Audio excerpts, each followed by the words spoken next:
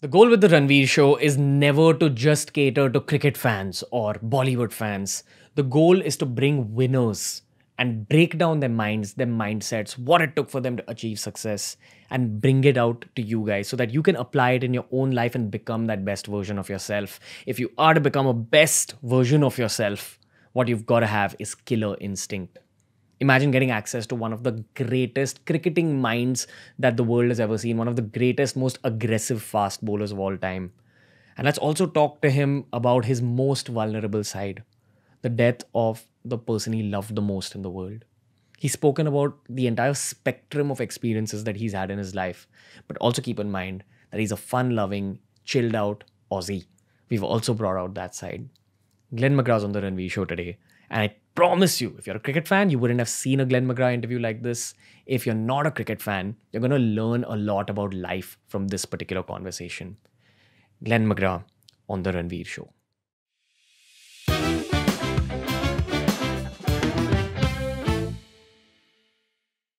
Mr. Glenn McGrath, welcome to the Ranveer show. Thanks, Ranveer. I want to begin this conversation by telling you about the 2003 World Cup, which is when I started watching cricket. Yeah. How often does an Indian dude come up to you and say that, hey man, you ruined my childhood? Nearly every trip I come over here, they bring it up and say, when you got Sachin out, it just, ruined things. They've never forgiven me for it. Yeah, but I'll tell you what, Indians respected and feared that Aussie team like no other team that we've ever seen. So I'm going to tell you the perspective of an Indian guy growing up, okay? So every time we had to face Australia, we were really afraid, okay? But we also kind of believed in our batting lineup. Yeah. We thought that, okay, we've got a Sachin, we've got a Sehwag, a Ganguly. And then when they'd actually start batting, we'd be like, okay, we'll face a Brett Lee and we'll face a Gillespie. But when you used to come and bowl, everyone was scared. Everyone's like, okay, and now it's Glenn McGrath's turn. So my question to you is that killer mentality, that killer instinct, that scared young Indian kids, where did that come from? And was that always present in your mind? I think it was always present. I had certain self-belief, and soon as you walk on that cricket field, it's like you become nearly a different person. Some people call it white line fever. I've been retired now for 13 years and I haven't missed playing at all. Okay. So that feeling you get out there when you're bowling, top of your mark, capacity crowd, the atmosphere, everyone's cheering and yelling and you're about to run in and bowl. You can't replicate that in any other part of life. So that was something that was very special and something I really enjoyed. And I guess being out there, fast bowler, you've got to be aggressive. You don't want to make it too easy for the batsman. I didn't really like batsmen that much anyway and didn't want them scoring any runs. So I think it's just something, that natural persona of being a fast bowler just came out and there we are. 100%. So I'm sure you used to bring it out on the field when you were actually bowling, but you've got to have that killer mentality even as a teenager to break out. When you've got to actually beat a lot of other guys to make it to your state team, to make it to your national team. So at what age, like how early in your life did you figure that, okay, this is what's required? I always enjoyed playing sport. I grew up in a small country town on a farm about 10 kilometres out of town, but always loved sport. Started playing tennis when I was younger, played basketball, bit of golf, but cricket was my passion. But I didn't play a huge amount when I was younger. Really? The captain of our under-16 team thought I couldn't bowl. And even up until the age of 19, I just played cricket on a Saturday afternoon for fun. Wow. I played a little bit of representative cricket from 17 upwards, but just for my local town and local area. And then I played a game where I got invited to Sydney. Right. And I thought, I'm 18 going on 19. I'm ready for a change. Why not? Plenty of people in my small town told me I was wasting my time because I was only just good enough for Narromine, let alone Sydney. You're never going to make it in Sydney. But I always had that self-belief. Moved down. Within 4 years, I was playing for Australia. So things, when it happened pretty quickly, but I didn't play much junior cricket or underage cricket at all. So let me get this straight. A lot of people told one of the greatest fast bowlers of all time that he wasn't capable of playing for the national team. That's what happened. There was plenty of people that felt that way, but it didn't worry me. I was. What did you tell yourself? I was always happy with who I was and being in my own skin. I had no issues there, so it didn't worry what other people thought. I enjoyed playing cricket. I played because I loved it. I was ready for a change, moved to Sydney. I thought I'll give everything I've got. And then things started to happen. Ended up going down to the Cricket Academy, which was based in Adelaide. And all of a sudden it taught me what I needed to do to be a professional cricketer. Right. Live, eat, breathe, sleep cricket 24/7. And when I came back from there, I knew exactly what I wanted to achieve. I knew exactly how to go about it. And I had no doubt that I wouldn't achieve it. So I think having that clarity, having that direction and purpose, and then the right people around me, and then the rest is history. So, I'm going to tell you the stereotype that the name Glenn McGrath has in the cricket world and amongst cricket fans. But first, I want to ask you, what do you think people associate with your career? I hear metronome quite a bit. To me, my goal was to bowl what I class a perfect game, where every ball went exactly where I wanted it to. That's the stereotype. Yeah. That your line and length That was control. like no other person's Yeah. line and length. I'm sure early on in your career, you must have figured that, okay, I may not be the fastest, but this is my strength. Like you Yeah. identified yourself. So was it just practice? Like you constantly tried working on your line and length that made you that good, like one of the greatest of all time? Or was there another factor? Like was there an X factor? When I first made the team, you listen to a lot of people. There's plenty of advice out there. And the main bit of advice I was getting once I made the Australian team was you had to bowl consistent outswinger to be successful at test level. I wanted to be successful at test level, so I started swinging the ball. Bowled big outies in a test match against England at the Gabba. Finished with the figures of none for 120 and didn't play the next 3 games. And to me, that was a big learning experience. And it taught me, okay, why did I get picked in the first place? I'm tall. I've got good control. I get extra bounce, a bit of seed movement. Okay, go back to that. And as soon as I went back to that, everything started happening. So I think one of my strengths was, and I always say, a mistake's not a mistake unless you keep making it over and over again. Beautiful. And if you never make mistake, you never learn anything. So you had to put yourself out there, have a go, make mistakes, learn from that so you can put in practice next time. And I think that I did that really well. Yeah, that's not just cricket advice. This is life advice to anyone. I Yeah. feel when you fail, you've got to move forward. You've got to understand what caused you to fail and then just keep moving forward. No, exactly right. And I never had the fear of losing. It was never, I backed myself totally. I backed my team and I was prepared to lose to win majority of the games. So, I think the people that hold back is because of the fear. If you can get rid of that fear and just focus on what you want to achieve, it's amazing what you can achieve. Yeah. When a young skinny guy goes into a gym and he sees these really buffed up guys near him, he gets intimidated. Now, the phase where you entered the Australian team, there was people like Steve Waugh, Ricky Ponting, all these legends. How does that 11th guy stand out?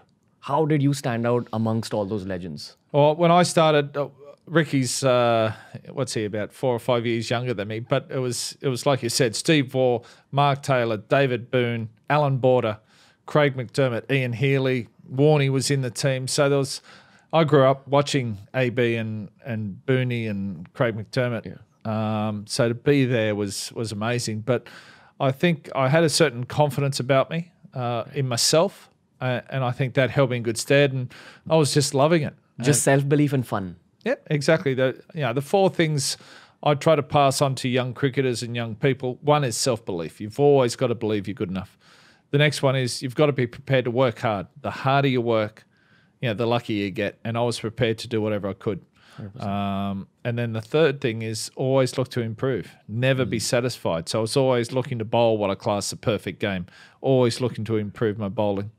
And then the fourth thing, have fun. If you have real love and real passion for what you do, then you're well on your way. So keep it simple, believe in yourself, work hard, never satisfied, and enjoy every minute. Beautiful. You're going to be successful in whatever you choose to do. Yeah. Do you think that back then when you were playing, were there mental health issues in the world of cricket which kind of went unnoticed? Like we had a Marcus Trescothick, or we have Glenn Maxwell now who came out and spoke about it. But did it happen back then? There probably was, and those players just went by the wayside. And it is, there are players out there that obviously need help, and they identify it pretty quickly these days, provide the help. But mental strength is one of those things you need to be an international sports person. 100%. If you have performance anxiety, that's every sports person's has to deal with that if they're going to reach the top. Those things, you need to have mental strength to get to the top. So it's a balance between, okay, what's mental health problem and what's just part and parcel with being mentally strong in that field. So that's a balance which I think we need to work out. But it's good to see that things are in place now for people that need that. The help's there. When I was growing up, it was just harden up and move on. Suck it up and get on with things. So don't whinge, don't complain. The people that did, they didn't play for Australia. 100%. Simple as that. I completely felt that, like, from you. I believe in the same thing, but as a social media influencer, I can't give out that advice often because people are like, you don't understand us. Like, as in, there's a lot of people dealing with their own issues in the there modern is, day. and it's not a lot of people. I think it's everybody. Yeah. I've had to deal with a lot of issues. Just within myself. When my wife passed away, being a father, being a husband, there's a lot of issues that you have to deal with on a daily basis. And to be number one in the world in whatever you choose to do, you have to win that battle every day to stay there. So that's, it's part of life sometimes too. Yeah, I remember the phase, I think it was right after the 2003 World Cup, where you actually took a break from cricket to be with your wife back then. Do you think about that phase a lot? Oh, yeah. There was, having the McGrath Foundation is something that I look at as a positive. Back then in 2003, we just came back from the World Cup. We'd had a win. We'd gone through the tournament undefeated, which was nice considering I made the prediction before the tournament that we wouldn't lose a game, and the journos thought I was mad. So we're on a bit of a high, and then come home, and then my wife discovered that she had secondaries, and it sort of turned things upside down again. But it was amazing because we then had a breast care nurse that we didn't have when she was first diagnosed, and the difference that made in our lives, but especially Jane's, was incredible. And now that has given the McGrath Foundation so much direction to see what we're achieving and the amount of people that's helping because of that moment. Yeah. And I think back to the dark times in my life going through that, and when Jane passed away, the positives in a roundabout way that have come out of that have helped so many other people. So, it doesn't matter what happens in life. The sun comes up the next day. You got to pick yourself up and carry on. And it's the people in your life that allow you to do that. So in that respect, I feel I've been a very lucky person. Yeah, 100%. One of the images of Australians all over the world is that y'all are a very family culture driven country, just like India. Like, you're very serious about the concept of family. So keeping that in mind, I have two questions for you. First, what's your advice to a husband whose wife is dealing with something like cancer, something as serious as that?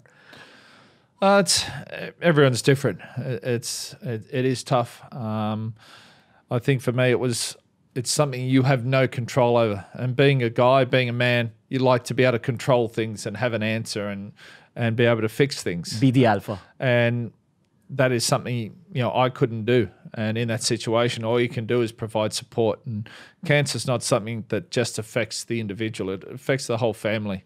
And you come together as a strong unit to deal with it and to get through it, hopefully. So, just do what you can, provide that supporting role, because it's not much fun.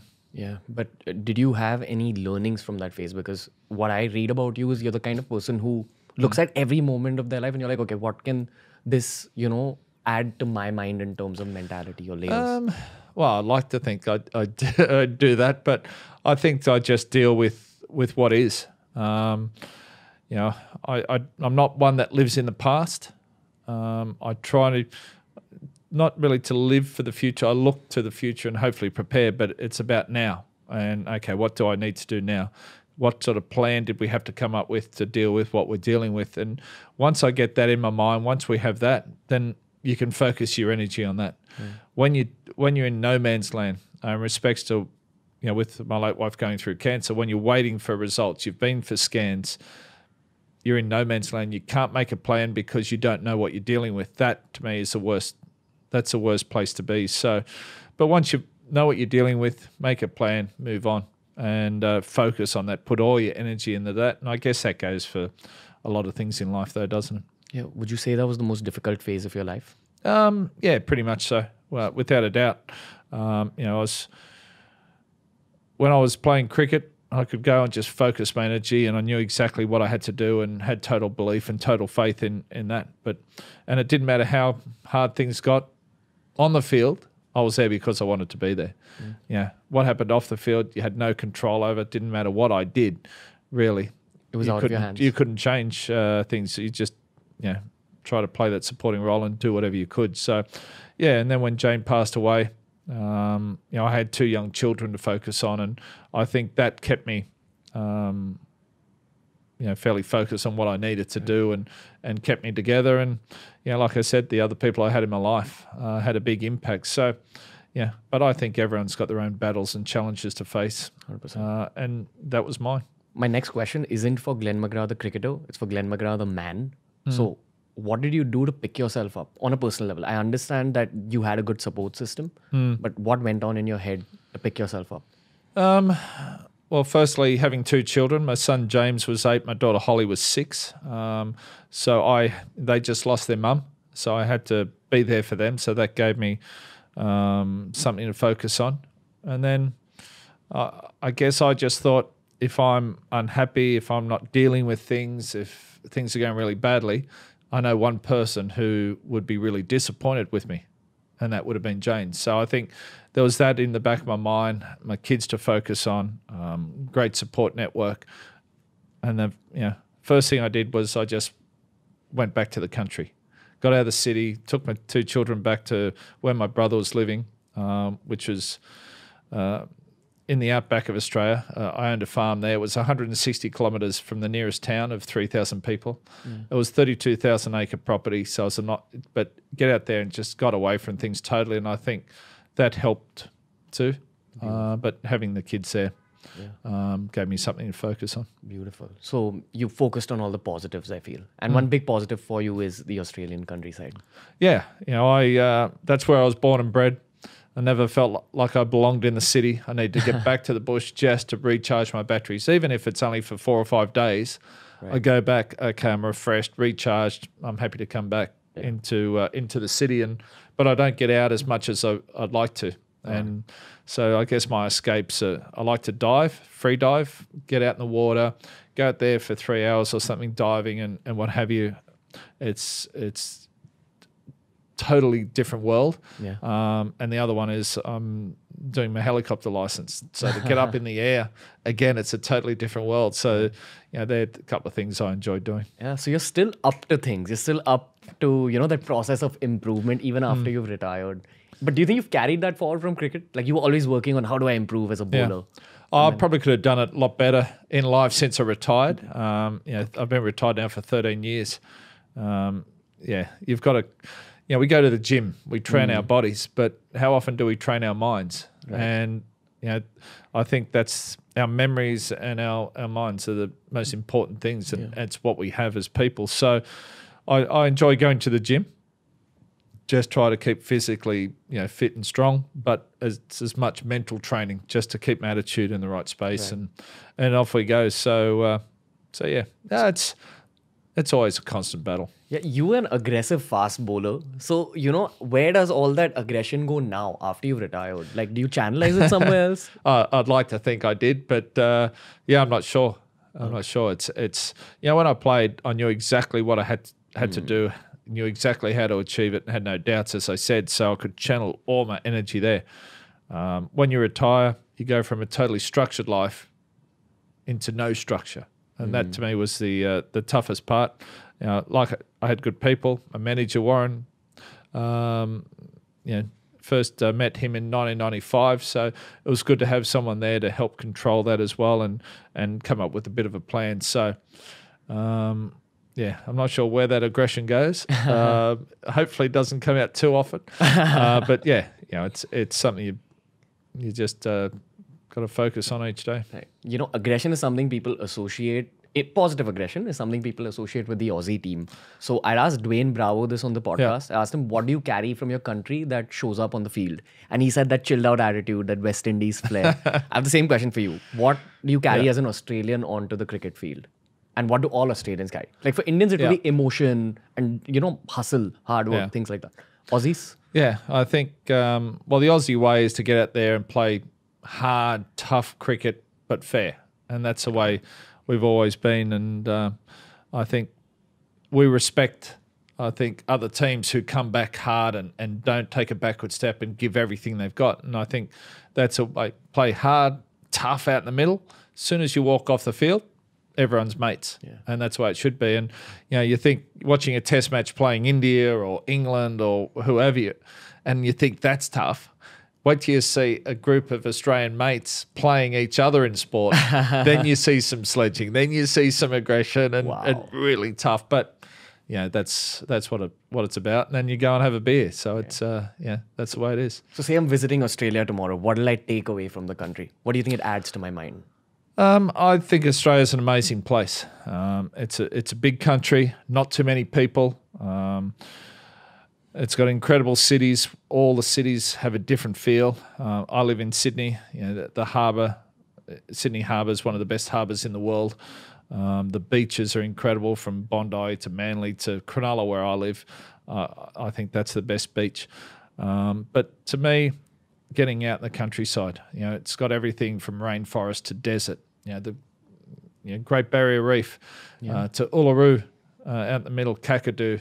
The west coast of Western Australia is some amazing country up there. And, I think it's just that getting back to nature 100%. And just relaxing and being part of it all, to me, is the most special thing. Yeah. We've got some unique animals, to say the least. And I grew up with kangaroos and, in their hundreds or in their thousands sometimes on some of our properties. So, but that's just the way it is. It's a unique experience.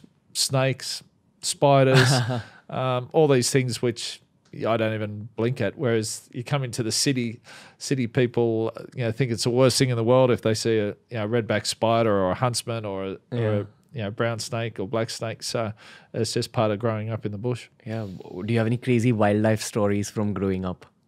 No, not too much. I think I have no issues with spiders, and we have a spider called a huntsman. Okay. And they can grow the size of your hand. Okay. And they can be quite quick. They look quite scary. So, my wife and kids panic every time one's in the house, and I just walk over and pick him up in my hands, let him walk up my arm or what have you, and just take him out and put him in the bushes. And, so, no near-death experiences with snakes or with spiders or with, growing up on the farm. You learn to drive at a young age, motorbikes, what have you. I think it hardens you up for what's coming in life. Yeah. When it comes to your country and your career, what are you grateful about, towards Australia? What's it given you for your career? The thing I love the most is that I grew up on a farm in the country. That sense of freedom, which I don't feel in the city.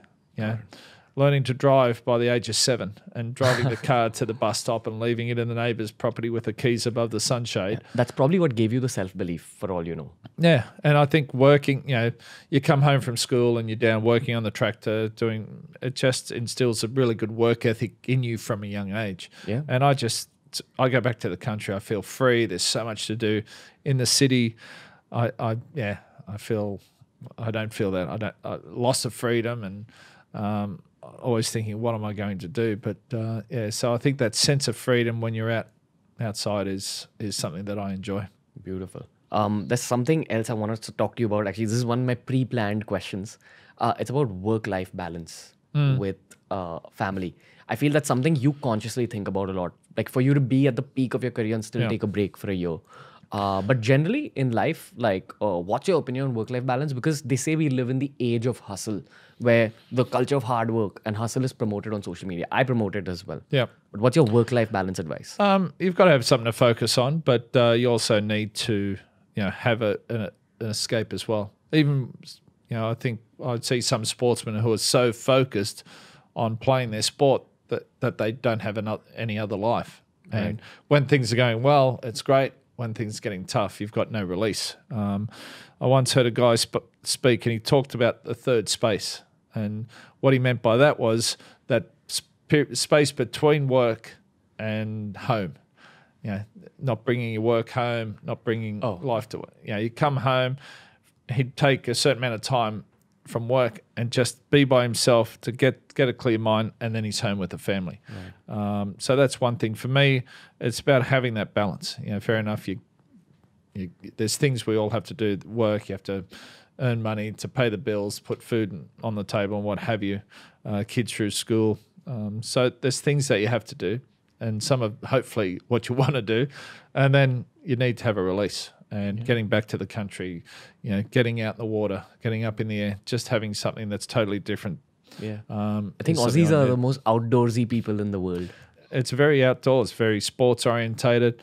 The weather's really good, as I said. And so that lends itself to being outdoors on the weekend with the family, you know, going on picnics, going to the beach, playing sport. And, you know, I think that's a special thing about being in Australia, and anyone who comes and visits Australia, they soon realise that it's very outdoorsy and just see what's available, and it's pretty amazing. So I think that's something that people understand even without visiting Australia, that it's all about the outdoors. And that's why I feel the whole world was super, you know, sad about what happened with the bushfires. Like, what is the general emotion related to the bushfires right now in Australia? What are people thinking? Yeah, well, it was a tough time without a doubt. You know, they were devastating, the fires. There was so many around the place. But, you know, Australia is such a massive country. And so it was confined to pretty much the East Coast, a little bit Kangaroo Island off Adelaide, and a few other isolated spots. So as tough as it was, you watch the news, you think the whole country was on fire, but it wasn't like that. But for the areas that were affected, it was full on. I'd never witnessed anything like it. But the thing, when something like that happens, you know, just the way the community comes together makes me very proud to be an Australian. Did you see it in person? I didn't see the fires themselves, but you know, the smoke came over and hung over Sydney a lot, and that was very rare. But that was because we had fires southwest and north of Sydney. So whichever way the winds came from, except from the east, it brought the smoke into the city, and that was the first time that had ever happened. Yeah. And just the extent was incredible, but just the way you know, the support that's come from that, the way the communities come together, the amount of money that's been raised shows just how generous Australians are and how they come together to support each other in need. And we saw the bushfire cricket match raised nearly $8 million. Unfortunately, I was out of the country. Otherwise, I would have definitely played in that.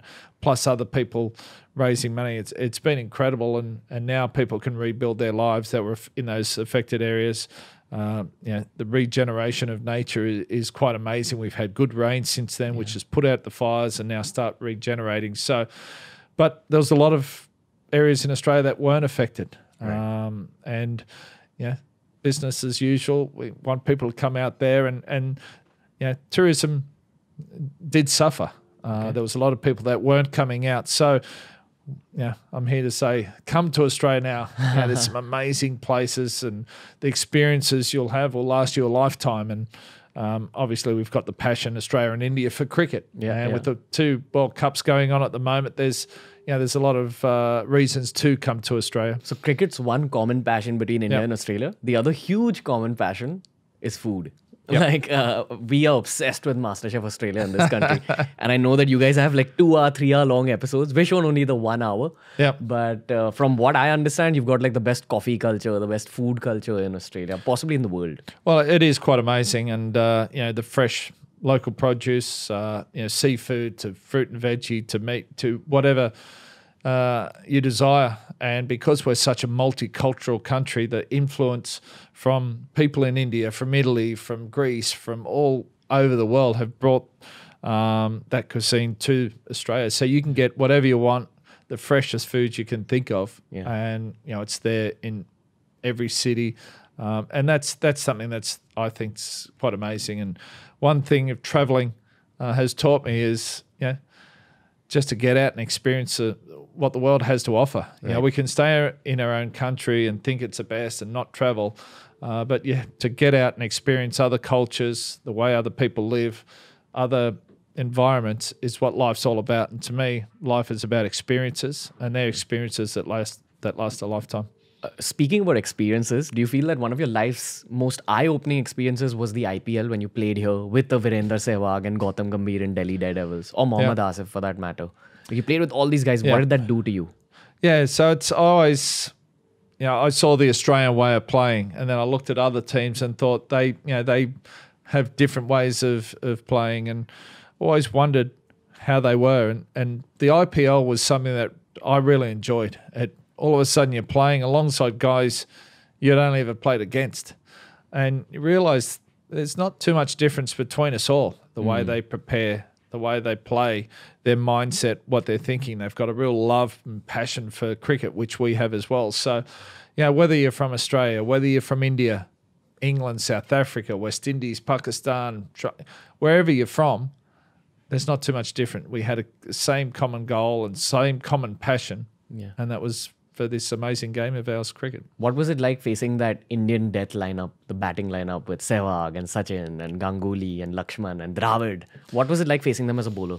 I enjoyed it. I love bowling to the guys who are class the best. That's where you get to see how good you are. Bowling to Sachin, bowling to Brian Lara, bowling to VVS, who did well against us, Raul, the wall.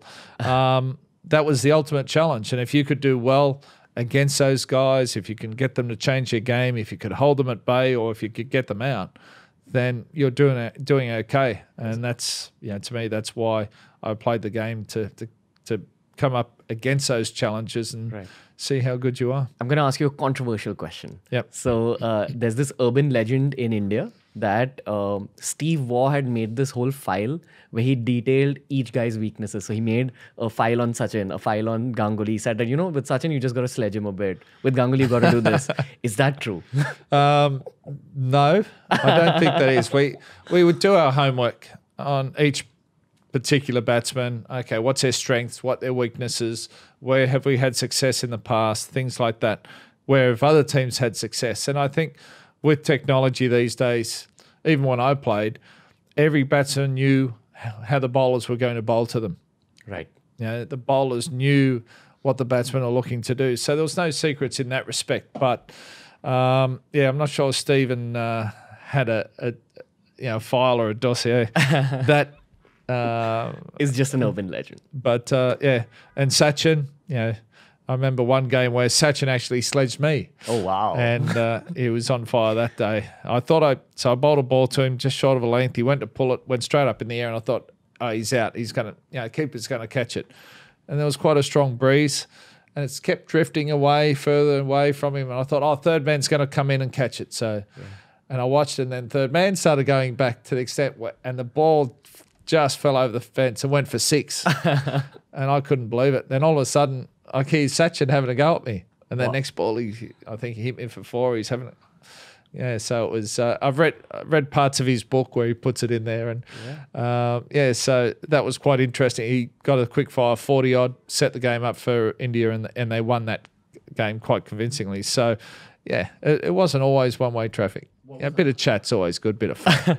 I think that's bit what of banter. That's what Mr. Kohli has picked up from you guys. I think he holds his own pretty well. What do you think of Virat Kohli? No, I like him. I like his attitude. I like the way he goes about it. He's aggressive, but he backs it up. He's a class player. As long as when things don't go well, you can't sort of then turn around and blame everyone else. And no, I think he's pretty good. I like his attitude on the field. He's probably a little bit more aggressive than most other Indian players that we've seen in the past. And as a captain, he leads from the front. And that's why he's one of the best players in the world. So if you're going to do that, you've got to have the class to back it up, and Virat has that. Does he remind you of Ricky Ponting back in the day? A little bit. Rick was quite had a bit of fire in his belly and a bit of a hot head sometimes too. So, and that would never take a backward step.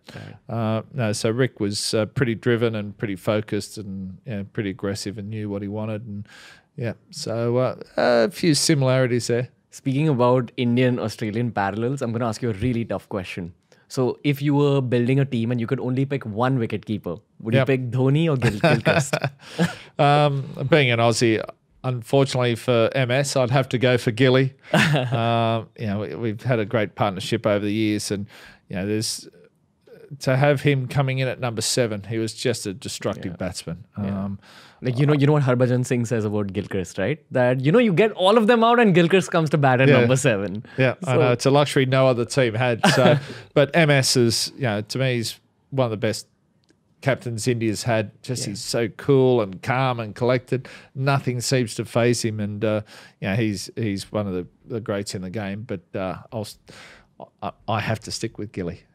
Speaking about legendary Indian cricketers, do you feel that there's some kind of an X factor in them that sets them apart? Because this is a very competitive country in terms of the size of our population. So you've got to be special to even make it to the Indian team, and then you've got to be really special to become a legend. So with those guys that you've observed, like say a Sachin, a Dhoni, a Kohli, what's gone right? You've got to have that self-belief. You've got to be something special, firstly, to get noticed in, 1.3, 1.4 billion people. You've got to have that X factor. But if you do have it, then you're taken to the next level. Even in cricketers around the world, Indian cricketers, what they can achieve, what they can have is to the next level compared to everyone else. So you could be like a god. You mentioned, Sachin, MS, Virat. Those guys are nearly like gods, aren't they? Yeah, 100%. So if they perform well, amazing. If things go badly, they can. There is a reverse side of it to a degree. So, but what do you think that X factor is? Is it like a tough mentality like you? Is it discipline? What is it? They've got to be very self-focused. You've got to know what you need to do, know how you're going to achieve it, and be very, very strong mentally. And those 3 guys have got incredible mental strength, and that's why they went on to captain their country. That's why they're the best players in the world. So we spoke about mental fitness earlier on in this podcast, but what is your mental fitness advice to the world from one of the most aggressive fast bowlers of all time? How do you work on building that mental strength? I think it's just about the process. And when I played, I broke it down into 3 things. One was preparation. To me, the most important thing was to prepare as well as I could. So when I walked on the field, I prepared in every way I could. So I didn't have to worry about anything. I could focus on what I wanted to achieve. And then it's about execution and nothing else, and just back yourself totally. And that's what I try to do. I hated walking off the field thinking, I got into a situation, I thought this was the best thing to do, and I didn't have the guts to back it up and do it. That's was my biggest fear. So I just backed myself all the time. And then at the end, it's about, going back through, analysing what worked, what didn't work, and then putting in a practice for preparation and for the game next time. So it was that process, I think, allowed me to focus on what I needed to do, and then just combine that with self-belief, and just being prepared to work as hard as I could. There is no shortcuts. People these days, they want everything and they want it now. And it doesn't work like that. If you're prepared to put in the time, put in the effort, improve and learn as much as you can, then you can achieve whatever you want. So, but you've got to have that self-belief. You've got to have that toughness and I always took responsibility, total responsibility. If we lost a game and I took 10 wickets, I would think, what more could I have done to help my team? So I think you need to take that responsibility and then get out there and put it in a practice. So work hard to put yourself in a position to succeed. Yeah. When you're going to succeed, believe in yourself, and then also keep improving. Yeah. And play and live life without fear. Fear is the one thing that holds us back. And I see a lot of cricketers, a lot of sports people not succeed because they're more worried about failing. Got it. Whereas the team I played in and when I played, I wasn't worried about losing. It wasn't even a consideration. Yeah. And if I lost, that's fine. I would back myself to win. And you're going to win more often than not. But if you are worried about losing and you fear losing and you fear backing yourself, then you're not going to win very often either. 100%. If you scan your entire career, what's like that one moment which was a highlight? Yeah, it's tough to narrow it down to one moment. I think there's been so many. When you take that first wicket in your first test match, it's pretty special. Then you go through your career, and I'd set myself a minimum goal of 500 test wickets. So to be able to achieve that, to get a test match 50 for someone who couldn't bat, I thought was pretty amazing. It's a special memory. And there's so many individual goals and achievements along the way, which are special. But to me, the team ones are more special. The thing I loved about cricket was it's a team sport. You're not out there by yourself. Sometimes you feel you are, but you've got 10 of your teammates there that you can rely on, and they're relying on you as well. And I think that's the thing I love the most. We played 4 World Cups. We made 4 World Cup finals. Unfortunately, we lost the first one. We won the next 3. One in the West Indies, 95, for the first time in a long, long time. One in India, 2004, was a special tour as well. So team achievements, to me, outweighed individual ones. Got it. But they say adversity reveals the character of a man. So I want to take you back to that phase, like right after your wife had passed away, when you came back and you were bowling your first ball back in cricket. What was going on in your mind? So I'd retired by the time Jane passed away, but going through when she was diagnosed and then coming back and playing afterwards was something that I guess we looked at as a positive. If I was playing cricket, then life was going along and Jane was going well. If Australian team was playing and I was at home and not injured, then meant things were going quite badly at home. So I think me playing cricket was a positive, and that's what we try to focus on. So there was that. And then when Jane passed away, I was adamant I was never going to meet anyone else. And then I realised I didn't want to spend the rest of my life by myself. I didn't want my children to grow up without a mother figure in their life. And I'd met this amazing person, and so I invited her out. Her name was Sarah. Invited her out. She didn't hesitate. I met her in Cape Town during the second Indian Premier League, and it was amazing that because of what happened here in this hotel, in the terror attacks and the government elections were on, they couldn't guarantee the players' safety, so it got moved to South Africa. And while there, I met my wife Sarah. We've now been married nearly 10 years, and to bring, I guess, happiness and love but hope back into my family is something very special. So again, it comes back to the people in my life.